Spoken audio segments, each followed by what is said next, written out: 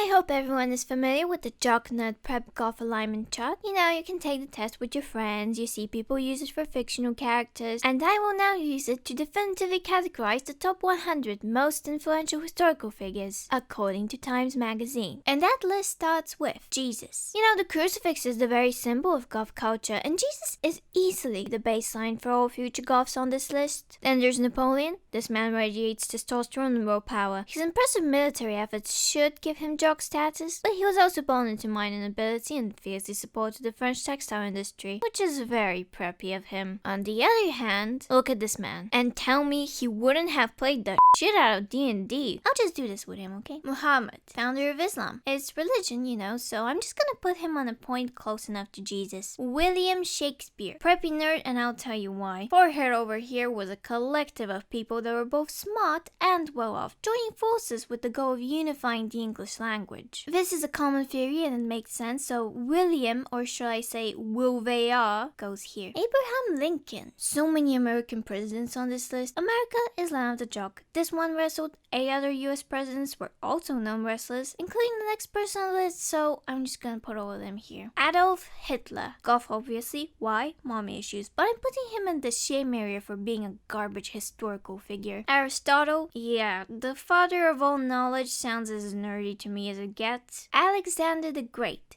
He was actually a student of this nerd right here, but overcame that and became an outstanding jock. However, dude loved his horse so much he named a fucking city after it. He could have been a pure jock, but no, he had to be a horse girl instead. Henry VIII. He literally created the Church of England so he can divorce. That's a hella jock move. Super Sigma based or whatever. Charles Darwin. I want to put him opposite from Jesus because, you know, evolution. Haha, that's not funny. Also, yeah, total nerd. While Henry had 6 wives, this dude made a pros and cons list on whether to marry. Elizabeth I.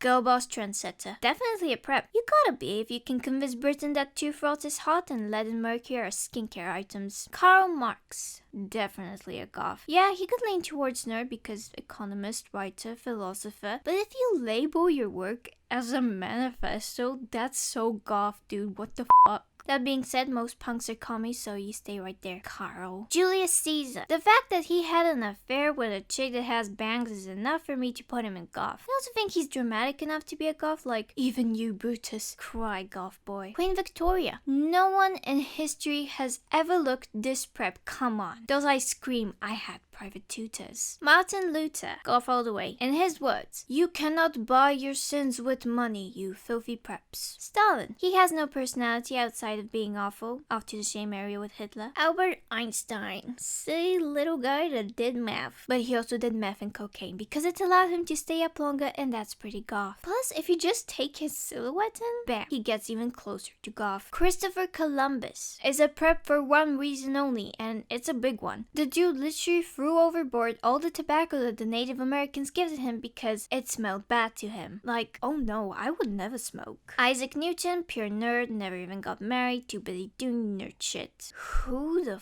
fuck is this? So, I'm not a native English speaker, so I Googled him and it's Charles the Great. Okay, that doesn't ring a bell. Who is this man and why is he 22nd? And I translated it. And in my land, he is known as Karl the Great. I will put myself in the shame area, but just for a little bit. And him and Jock because many wives, much power, yada yada. Mozart. Music nerds are still nerds, but he was very trendy at the time, so that makes him a prep, I think. Plato. Let's just agree that all philosophers are goth nerds. Saves me the trouble. Louis XIV. So why am I putting the Sun King in hard goth? Look at him and look at his fucking palace. Enough said and shown. Beethoven. Hard goth on that one as well. I think at the time, what he made was considered goth music. Ulysses Grant. Just like with philosophers being nerd goths, if you're a general, you're a prep jock. Leonardo da Vinci, alien. Augustus, prep jock, no fun anecdote, just place all your unconditional trust in my word.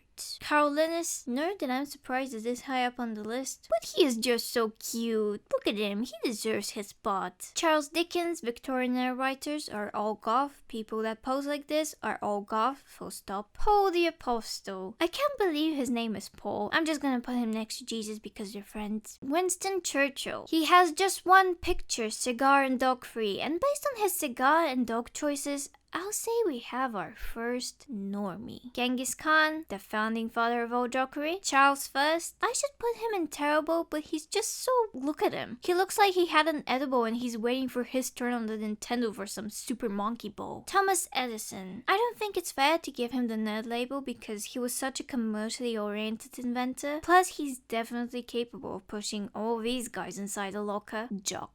Prep jock. Nietzsche. Nietzsche has bigger goth energy than playing the organ on a pile of cocaine. Freud. Despite all the drugs, you can't mansplain women quite like Freud can and not be a total Sigma jock. You know, yeah, he's the guy that invented therapy, but I think because of him, his entire lineage needs it. Alexander Hamilton. I really don't know who this is. I only know Jack's films' wife really likes the musical, but I need to do something, so I just put him in his own little circle. Okay, I think that's about 50 people, and I'm really tired of it, so maybe part 2. Well, with my track record, it's a very soft maybe.